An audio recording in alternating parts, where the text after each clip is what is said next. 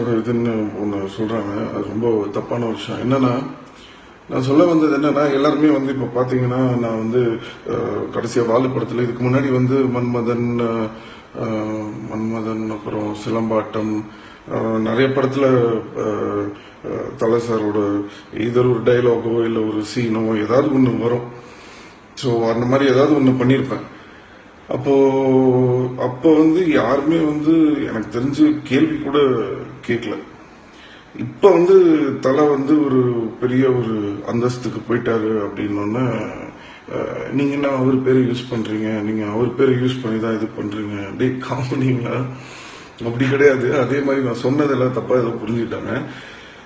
தலைன்றவர் அஜித்ன்றவர் அந்த காலத்துல இருந்து சினிமாவில் நடிச்சிட்டு இருக்காரு. அவர் ஒரு இடத்துக்கு வந்தாரு, அவருக்குன்னு ஒரு ஃபேன்ஸ் எல்லாமே கிரியேட் பண்ணாரு. பட் அந்த டைம்ல வந்து அவர் யாருமே வந்து ஒரு தூக்கி அன்னைக்கு வந்து தலைன்னு கொண்டாடாத அந்த ஒரு பீரியட்ல அப்போ நான் வந்து தலை பேரை நம்ம சொல்லணும். எல்லாருமே வந்து நான் வந்து ஃபர்ஸ்ட் நீங்க பாத்தீங்கன்னா நான் வந்து ரஜினி சாரோட ஃபேன். சின்ன வயசுல இருந்து நான் ரஜினி சார்னா எனக்கு ரொம்ப பிடிக்கும். பட் என்னோட ஜென்ரேஷன்ல வந்து அடுத்தது பாத்தீங்கன்னா எனக்கு வந்து அஜித் சார் ரொம்ப பிடிக்கும். அப்ப நான் என்ன யோசிச்சேன்னா எல்லாருமே ரஜினி சார் பேர் சொல்றாங்க, அப்போ நம்ம வந்து தலை பேர் வந்து அஜித் சார் பேர் சொல்லணும் அப்படின்னு சொல்லி அன்னைக்கு நான் அந்த படத்துல வந்து அவரோட கட் அவுட் வச்சு நான் யூஸ் பண்ணி பேசியிருப்பேன். அப்போ அஜித் சார்ல இருந்து இவங்க ஷாலினி எல்லாருமே வந்து ரொம்ப ஃபீல் பண்ணாங்க. அப்போ வந்து அதெல்லாம் சொன்னாரு, இந்த மாதிரி வந்து நீங்க பண்ணது பேர். நான் சொன்னேன் அப்படி இல்லை சார், எனக்கு நீங்க கண்டிப்பா ஒரு நாள் வந்து இதுவா வருவீங்கன்னு தெரியும். அன்னைக்கு உங்க பேர் எல்லாருமே சொல்லுவாங்க. பட் ஃபர்ஸ்ட் நான் சொன்னேன்னு எனக்கு வந்து அது இருக்கணும்ன்றதுக்காக தான் நான் எனக்கு சொன்னேன் அப்படின்றதான் நான் சொன்னேன். அதுக்காக அவர் அன்னைக்கு வந்து ஒரு ஆள் இல்லை அப்படி கிடையாது. நான் யார் அவரை தூக்கி விடுறதுக்கு?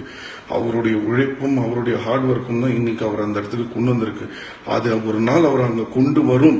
அதுக்கு நான் அன்னைக்கே வந்து அவர் கூட வந்து தோல் கொடுத்து நின்னன்றதுக்காக தான் அன்னைக்கு அந்த படத்துல வந்து நான் வந்து அந்த மாதிரி ஒரு சீனை யூஸ் பண்ணி நான் வந்து அன்னைக்கு கத்துனேன். இன்னைக்கு என்ன ஆயிடுச்சுன்னா மற்ற படங்களை பண்ணும்போது பிரச்சனை இல்லை. பட் இன்னைக்கு நான் சொல்லும் போது நான் என்னமோ தலை சார் பேரை யூஸ் பண்ணி நான் இது பண்றேன்ற மாதிரி சொல்லும்போது அது வந்து ரொம்ப காமெடியா இருக்கு. ஸோ நான் என்ன சொன்னேன்னா இன்னைக்கு வந்து தலைன்னு கத்தக்கூடிய அவர் பேர் சொல்லக்கூடிய எத்தனையோ பேர் இன்னைக்கு வந்துட்டாங்க. அவர் அந்த அளவுக்கு இன்னைக்கு வளர்ந்துட்டாரு. ஸோ அதனால இன்னுமே நான் சொல்ல வேண்டிய அவசியம் வந்து இல்லை அப்படின்னு நான் சொன்னதை இவங்க எல்லாரும் ஏதோ நான் தான் என்னமோ தலையை தூக்கி விட்டேன், இனிமே நான் ஒரு பேரை யூஸ் பண்ண மாட்டேன்னு என்னை வந்து எதுக்கு நீங்க தலை ரெஃபரன்ஸ் யூஸ் பண்றீங்கன்னு கேட்டப்போ கூட நான் ஒரு வார்த்தை சொன்னேன், சார் எனக்கு வந்து பிடிச்ச ஒரு விஷயத்த வந்து என்னால மாத்திக்க முடியாது. கடவுள் மேல உங்களுக்கு நம்பிக்கை இருக்கான்னு நீங்க கேட்கிற கேள்வி மாதிரி அது வந்து காமெடியா இருக்குன்னு தான் நான் சொன்னேன். அதே மாதிரி என்ன சொல்ல வரேன்னா, ஒரு 3 வருஷமா எனக்கு படமே வரலங்க. நான் இன்னைக்கு வந்து இருக்கிற எல்லா ஹீரோஸை விட நான் வந்து கீழே ஒரு கேவலமான ஹீரோவாவே நான் இருந்துட்டு போறேன். அப்படி இருந்தா கூட 3 வருஷமா படம் வரலன்னும் போதும் எனக்காக நின்று எனக்கு வந்து ஃபேன்ஸ்ன்னு ஒருத்தங்க நின்று என்னை இன்னைக்கு தூக்கி விடுறதுக்கு இருக்காங்கன்னும் போது அதுக்கு மேல எனக்கு என்ன வேணும்? எனக்கு யாரோட சப்போர்ட்டோ இதுவோ எதிர்பார்த்து நான் இது பண்ணல. எனக்கு ரஜினி சார் பிடிக்கும், எனக்கு எம்ஜிஆர் பிடிக்கும், எனக்கு தலை வந்து ரொம்ப பிடிக்கும். நான் வந்து உங்களுடைய ஃபேனு நான் சொல்றதுனால அது உங்களுக்கு பிரச்சனையா இருந்ததுன்னா அது உங்களுடைய பிரச்சனை, அது என் பிரச்சனை இல்லை. அதே மாதிரி அது ரஜினி சார் ஃபேனா இருக்கட்டும், அஜித் சார் ஃபேனா இருக்கட்டும், அவங்க என் மேல வந்து ஒரு அன்பு காட்டுறாங்க, எனக்கு சப்போர்ட் பண்றாங்கன்னா அது அவங்களுடைய பெருந்தன்மை. அதனால உங்களுக்கு பிரச்சனை இருந்ததுன்னா நீங்க அவங்க கிட்ட போய் கேளுங்க.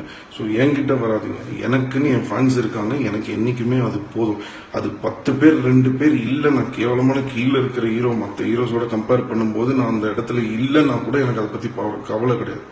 மேல இருக்கும்போது தான் வருத்தப்படணும், ஐயோ கீழே வந்துருவோன்னு. கீழே இருக்கும்போது வருத்தப்பட வேண்டிய அவசியமே கிடையாது. ஏன்னா எப்படி நம்ம மேல வரணும்ன்றது மட்டும்தான் மைண்ட்ல இருக்குமே தவிர ஐயோ நம்ம கீழே விழுந்துருவோன்ற பயம் இருக்காதுல்ல. ஸோ அதனால எனக்கு அது போதும். எனக்குன்னு என் ஃபேன்ஸ் இருக்காங்க, என்னைக்குமே எனக்கு அது போதும். இன்னுமே நான் படத்துல அஜித் சார் பேரை சொல்ல தேவையில்லைன்னு சொன்னது ஏன்னா அவர் இந்த லெவலுக்கு வந்துட்டாரு. இன்னுமே நான் அவர் பேர் சொல்லணுன்ற அவசியம் கிடையாது. எல்லாருமே சொல்றாங்கன்றதை தான் நான் சொன்னேனே தவிர என்னைக்கும் சரி என்னை பத்தி என்ன வேணா சொல்லு, நான் படத்துலயும் டைலாக் சொல்லியிருக்கேன். என்னைக்குமே நான் ஒருத்தருக்காக என்னைக்கா இருந்தாலும் அவங்களுக்காக உண்மையா நிப்பனே தவிர இந்த ஓடி ஒளிராளி இன்னைக்கு இப்படி ஒண்ணு பேசிட்டு மாத்தி பேசுற ஆளு சிலம்பரசன் கிடையாது. அதை மட்டும் ஞாபகம் வச்சுக்கோங்க. இப்படி ஒண்ணு தமிழக முதலமைச்சருக்கு ஆபத்து ஏற்பட்டா சசிகலாவை சிறையில தள்ளுவேன் அப்படின்னு டிராபிக் ராமசாமி தெரிவிச்சிருக்காரு. தமிழக முதலமைச்சர் ஜெயலலிதா கடந்த 2 வாரத்துக்கும் மேலாக அப்பல்லோ மருத்துவமனையில சிகிச்சை பெற்றுட்டு வராங்க. இதுக்கிடையில அவங்களோட உடல்நிலை குறித்து ஏராளமான வதந்திகள் பரவிட்டு இருக்கு. இதையடுத்து வதந்தி பரப்புறவங்களை போலீசார் கடுமையாக எச்சரிச்சிருக்காங்க. ஒவ்வொரு நாளும் அப்பல்லோ மருத்துவமனை ஜெயலலிதா உடல்நிலை குறித்த அறிக்கைகள் வெளியிட்டு வருது. இந்த சூழல்ல முதலமைச்சர் உடல்நிலை குறித்த உண்மையான அறிக்கையை தமிழக அரசு வெளியிடணும் அப்படின்னு சொல்லி சென்னை உயர்நீதிமன்றத்தில் வழக்கு தொடர்ந்திருக்காரு டிராபிக் ராமசாமி. இந்த வழக்கு